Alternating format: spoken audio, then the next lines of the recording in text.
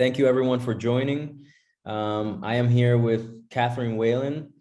She is a researcher in sustainable business at the Rice Research Institute of Sweden. Actually, that warms my heart because I studied sustainable business in Utrecht. So it's always good to have a fellow American follow the dreams that I am following. She's also the host of a circular economy podcast, Getting in the Loop. Yeah, we're excited to have you. Thank you so much for being with us, Katherine. Thank you so much, Ray. I'm very excited to be here as well. And as Ray said, I am a researcher in sustainable business. So sustainable business is close to my heart, and specifically my work at RISE focuses a lot on circular business models. And part of my work focuses on circular economy games. So that's what I wanted to talk a little bit about today. And when someone says the word game, perhaps this game pops into your head. So most people that I've met have played it, which is not surprising because it is the best-selling board game, I believe, of all time. But what is surprising to many is that Monopoly originally started as a serious game.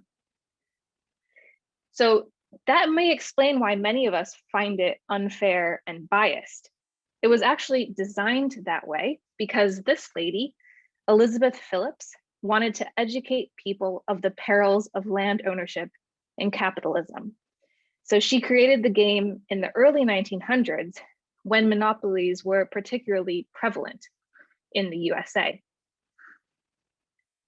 And the idea of using games for a purpose other than pure entertainment is a concept referred to as serious games. And as you can tell from Elizabeth Phillips, it's not really a new idea. But in the past few decades, there has been a resurgence of interest in serious games. I would say in part because of digitalization that allows us to connect between lots of different people and have games in digital platforms, and also because of their expected benefits. So as you can see here are some kind of benefits that are usually touted regarding serious games. They can provide risk-free experimental settings to allow people to test out different possibilities. They illustrate complex and often interrelated situations. So as the world becomes really complex, today we have a lot of globalization. You can use games to help illustrate the complexity between different situations. And one of my personal favorites about serious games is that they can also be used as tools for engagement. So breaking the ice when you have a variety of different people, perhaps meeting for the first time. So this interest in serious games has not escaped those like myself who work with the concept of circular economy. So maybe many of you are familiar with circular economy, and like serious games, the topic of circular economy has seen a rise in popularity over the past 10 years. So what is circular economy? Simply, or it's often explained as that circular economy aims to decouple economic growth from the use of resources by designing out waste from our existing system. So usually people use the quote unquote linear economy to contrast with the circular economy. So you have the traditional linear economy where we take resources, we make waste, and then we have the circular economy that emphasizes trying to reuse resources and keep them at their highest value for as long as possible. So that's the typical way circular economy is explained to people. That's how I was explained circular economy, but what does it actually mean? So if you've ever tried to teach about circular economy, you've probably run into some of these same questions and challenges that I have, because oftentimes it's not easy to communicate. It's complex. So here on this slide are a number of different topics that are related to circular economy. I would say it's really a multidisciplinary topic. It combines many different perspectives. It combines design, business models, policy, different strategies that people may have heard of before, like reuse, repair, refurbishment, remanufacturing. There's all of these different issues that it's connected to. And in particular, a lot of our education systems don't support teaching in this kind of manner. Our education system is often siloed by subjects, and it focuses on looking back at the past and what has been done, rather than oftentimes looking forward and thinking about new solutions. So what to do? Well, as you probably have imagined where I'm going with this, many have started to see games as a way to span across disciplines and help illustrate the complexity of circular economy in a simplified way. So like Elizabeth and her idea for Monopoly, many circular economy professionals have begun to turn to games. My own experience with circular economy games began in 2013 at TU Delft in the Netherlands. So here is a picture of the iconic TU Delft library. And my interest in games started because I was working with a number of educators and industry representatives who were looking to create awareness about two very challenging topics to teach: circular economy and critical raw materials. So maybe you've heard of critical raw materials before. Essentially, critical raw materials are materials that have a high economic importance and are susceptible to supply risk or disruption. So for the EU, this is often talked about in relation to materials related to the energy transition, because in order to move towards sustainable energy technology, there will be an increased demand for certain materials like cobalt and lithium. And for some, it's expected that the demand will exceed the supply, which isn't great if we want to move towards a sustainable energy transition and we don't potentially have enough materials to make that happen. So the connection between critical raw materials and circular economy is apparently sort of simple enough. So circular economy is one way to address this issue, because if we move away from a linear economy, we can reuse and recover valuable resources. So at Delft, myself and a number of the teachers were trying to convey this information. But most of the times when we would talk about this topic, this is what would happen. I don't know about you. I think a lot of you are educators yourselves. So it's really not a great feeling when you are trying to explain something to a class and you see their eyes glaze over and you think, oh, I've completely lost them. This is definitely what we try to avoid as educators and facilitators. So to address this situation, I turned to game-based principles and developed the first serious game about circular economy called In the Loop. So shown here on the left, In the Loop is a board game that is designed to introduce players to circular economy concepts and strategies in around less than 2 hours. So since I created it in 2013, it has been used in over 30 countries, including some of the organizations shown here. But my interest in circular economy games didn't stop with In the Loop. So after In the Loop, I went on to work on the development of an EIT raw materials funded game called Risk and Race, which is about entrepreneurship in a circular economy. And that's here on the top right. And most recently, I worked on consolidating my research on circular business models into a simple card deck called the Circular Business Deck. Through these processes, I've learned a lot about circular economy and game-based approaches, and that's what I'm excited to share some of with you today. But before I do, I think it's important that you know about two types of game-based approaches.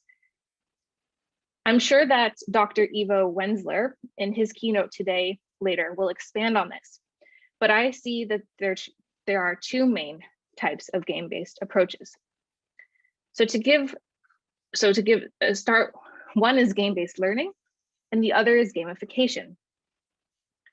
So game-based learning is when you use an existing game or a specially developed serious game to design, and that is designed to educate and inform.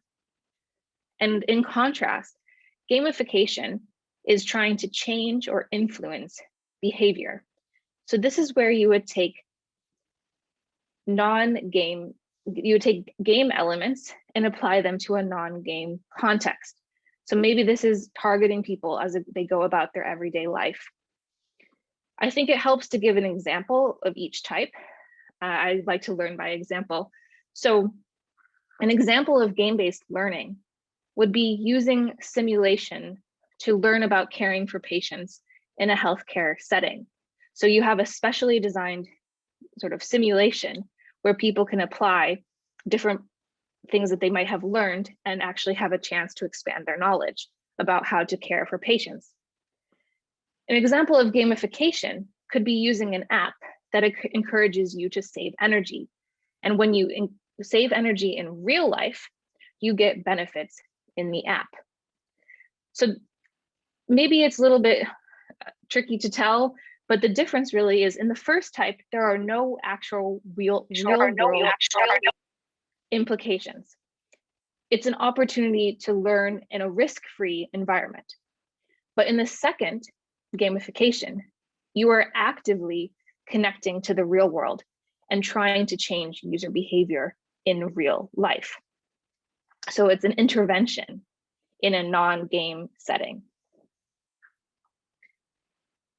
I think in order to create a circular economy, we need both of these types.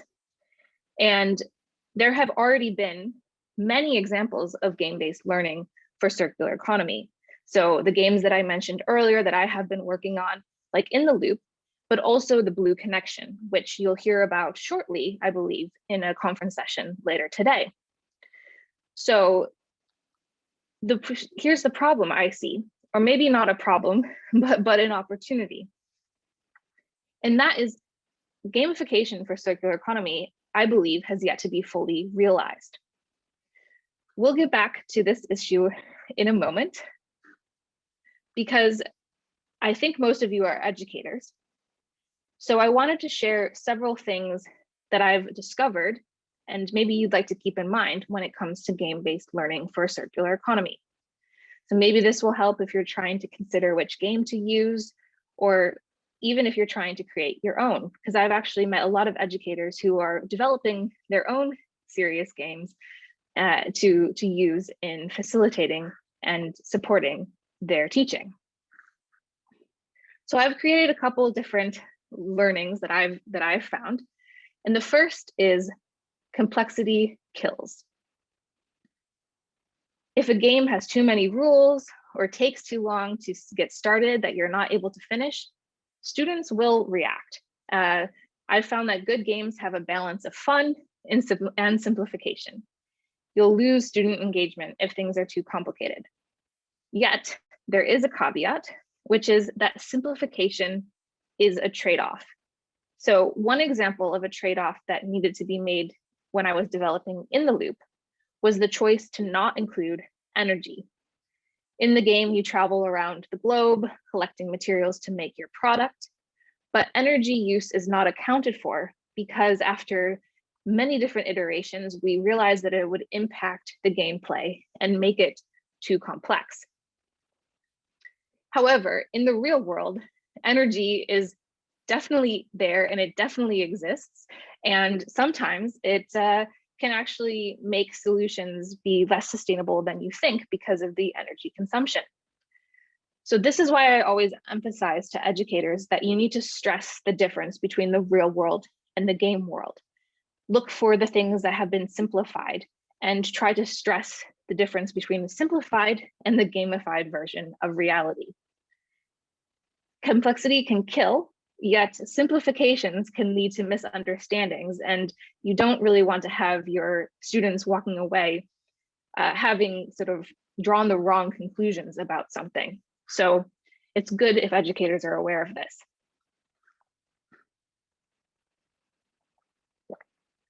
The next thing to consider is feeling. So I know as an educator and when I'm teaching, I often focus on the content of what I'm trying to convey. But I've learned from using game-based learning that one of the things that students often remember most about a game session is how the game made them feel. So games can trigger different learning lessons just by specific characteristics. For example, are you using a cooperative game or a collaborative game or a competition game? So a lot of the work that I do on circular economy research, it emphasizes the importance of collaboration. So therefore, I think it's really powerful to select games that emphasize working together and teamwork, like for example, the Blue Connection does, where you have to work together, because it can help reinforce these principles. At the same time, there can be benefits to showing opposite scenarios to what you're trying to achieve. I found this can be a powerful approach. Many people have strong reactions to competition and unfairness. Monopoly is one of those games that has shown us that. So also from my own experience within the loop, it's sometimes these competitive moments that can also bring out learning opportunities and an opportunity to reflect. So think about feeling. The third thing that I would like to share is that games aren't black boxes. I like to say that they're comparable to other storytelling tools, maybe like videos or plays or even role-playing scenarios. So while they do leave lasting impressions on participants, even if they're played alone, in my research evaluating different games, we've shown that there is a lot of value to be had in an after play reflection. It's not a black box that you can put on the table, let the students unpack it, figure it out, do their thing. If you really want to get a lot of use out of games, you as a facilitator have a responsibility to try to extract as much information from the session as possible. So leading a reflection that allows you to contextualize the game and enable students to relate to their own experiences, and also gives you opportunity to clarify any potential misunderstandings. I think this is a really crucial role as educators. So to give a little bit of a reflection and experience on one of the first times that we played in the loop, we had a short group reflection after playing the game. And then we asked participants to go home and reflect on it more and write a little short summary, an individual reflection.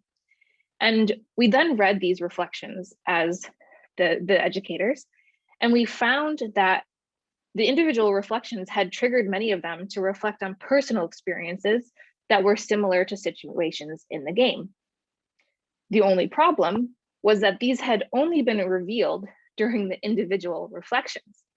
So we had never had a follow-up session where the students could share these reflections with each other. So my takeaway has been from that is to always lead a post-game discussion, to organize a roundup discussion at the end, to invite students to connect the game to their previous experiences, and to ask them to give them meaning in their own words. And oftentimes, if you can allow for it, try to give them some space and time to reflect individually before coming together as a group again. The final lesson I wanted to share with you today is that when it comes to game-based learning for circular economy, one size does not fit all. So oftentimes I find people trying to find one single game to use, and they think that, okay, I have one opportunity I need to find a game that can do everything. But I think one of the things that I've learned over the last 10 years in my research in circular economy is that we will need multiple games just due to the complexity of the subject. So it's really difficult to capture a complex topic like circular economy in one simple model. And therefore, you'll need to have different perspectives that you want to bring that match with your learning objectives. So I think there's a lot of different perspectives and points of view that can contribute to the circular economy message. And I always use the metaphor of, if you try to build a house, are you going to use one tool? Chances are you're going to need to have many different tools to do that. So it's the same. I think that there's not just one game for circular economy. We need lots of different ones that show different perspectives. I've tried to summarize these lessons into what I call the do's of game-based learning for circular economy. So to quickly go over them, I think it's important to select games with elements that reflect your desired learning objectives. It's not what's just about in the game, but it's how it's played that the players will remember. You should always try to complete the game to the end if they're make sure it has an end state. Otherwise, the players will be frustrated. And afterwards, lead a post-game discussion. And here's where you can stress the difference between the real world and the game world, and clarify that, talk about what is a simplified version of reality in the game. This can also help to clarify any potential misunderstandings from simplification that inevitably happens when you gamify different topics. And I would say use a combination of games, and don't, of course, forget fun, because this is maybe one of the most important things about using games. Don't let complexity kill engagement. Having fun is part of the process. So remember when I said there were two types of approaches for game-based approaches for circular economy, and that we'll need both of them. And I said we'd come back to gamification. So now is the time that I'd like to talk a little bit about gamification. So as I said, there has been a significant attention on game-based learning for circular economy, but examples of gamification for circular economy are few and far between. And yet I think here there is tremendous opportunity for the future. So I think just think about some of the ways that maybe gamification could be applied to help create a more circular economy. In the EU, there are many studies that have shown that citizens aren't aware of their rights when it comes to product guarantees and warranties. So what about using gamification to help spread this knowledge and encourage citizen engagement? Or what about using gamification to help nudge people to make more circular choices, like repairing their phone instead of getting a new one when they inevitably drop the phone and the screen cracks? Or what about using gamification to help gather insights about user preferences and acceptance of circular economy business models? This last bullet in particular is in fact what we're doing in a new project that I've just started at Rise called Game-Based Approaches to Create Innovative Circular Value Propositions. And what we see from prior research is that in order for circular business models to be successful, they need to fulfill customer needs. Yet this is often a challenge that companies struggle with, because they say that customers aren't accepting of some of these new models that they'd like to put forward. So here, as part of a 3-year Formas research project, Formas is a Swedish research funding organization, we are doing exactly that. We're trying to investigate the possibilities of the gamification. And one possible outcome is that maybe a game can provide customer feedback to companies about their circular business ideas, like a market research tool. So as I said, it's a 3-year project and it just started. So if anyone is interested in finding out more about this or has some ideas, or even if you have examples of gamification for circular economy that you know of, please get in touch with me. So 30 minutes is barely enough time to begin scratching the surface about topics that we have touched on today with gamification, circular economy, game-based approaches, serious games. So if you want to learn more about circular economy, I would invite you to check out the Getting in the Loop podcast. So there's over 70 episodes on various topics. I'm sure there's something that will spark your interest. So you can listen to that online at the website listed here, or of course on Apple, Spotify, wherever you get your podcasts. Now, we all learn differently. So if reading is more of your cup of tea than listening, I'd invite you to check out the free downloadable resources that I've compiled about circular economy at intheloopgames.com, which includes the Circular Sectors Navigator ebook. And this was compiled using knowledge from the Getting in the Loop podcast expert interviewees. And it includes links to reports and as well as Getting in the Loop podcast episodes. So you can find, it's a little bit easier to navigate those 70 episodes. So with that, I wish you all the best for your CE in gaming endeavors. And I look forward to connecting, and thank you so much for listening to this presentation. Wow, thank you so much, Katherine. Really interesting stuff. You really zoom out of what we do here in Change every day. So I appreciate that because it gives another perspective. You have you have 2 questions. We don't have a lot of time, so let's see if we can get through them as quick as possible. We have about 3 minutes. Noor is asking, hi, will we have access to presentation after the program?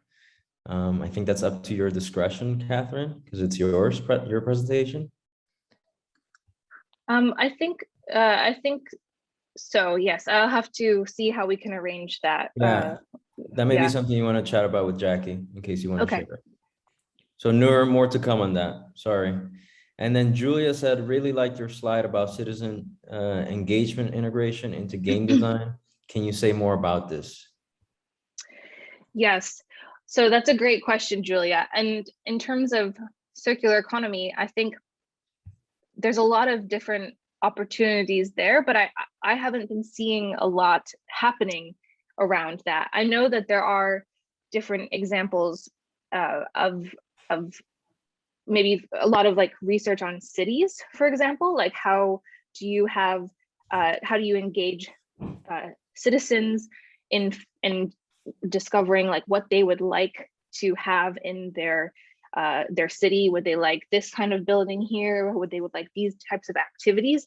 There's a lot of collaborative approaches that have been used there, sometimes with like models of the city that they can physically move around. I know Amsterdam has been doing a lot of that.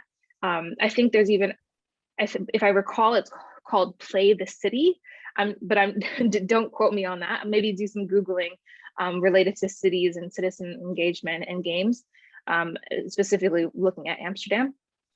So I think that is one way that could be sort of a route that could be taken for circular economy, but I have not seen anything really pop up there so much.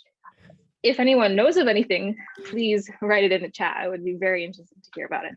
Yeah, actually, I can say something. So the city of Utrecht also has, it was mainly an initiative by the University of Utrecht, where during their sustainability symposium last year, there were sessions about gaming, and one of the exercises was to try out one of the games where you would walk around the city and take notes and do a little bit of design thinking. Pardon me for the name, I also can't remember it. But let's see, we have one last question from David. What is your take on impact? Let's see. What is your take on impact evaluation? Yes. Yes, and I guess my question back to David is I'm a little unsure what you mean in terms of if like for games, or is this just in general with impact evaluation? Hi, Katherine.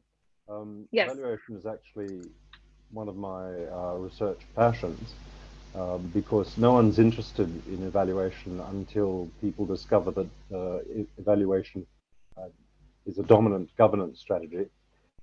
So far today, I've heard some qualitative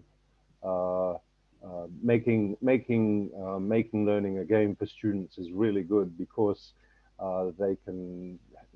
because we've got great feedback on job interviews that they have, and I'm just saying that because we're trying to work out, because you're tackling an optimization problem, how do you get your is your assumption that the impact is positive, so you don't need to evaluate it, or you actually is it a research topic for you? Really quick, Katherine. Yeah, that's a great question, David. And we actually have a paper about this. It's called All They Do Is Win. And I forget the subtitle for that. I'd encourage you to check that out because we actually did evaluate in the loop because of some of these issues that you talk about. So I'd be happy to share that if you are not able to find that as well, because yeah, it's a very important topic to make sure that like the game, for example, actually is doing what you intend it to do. And this is something that doesn't often get done as much as it should. Thank you so much, Katherine. I will wrap it up here. Please make sure that you join our next session. That's going to be with Corinne van der Sloot.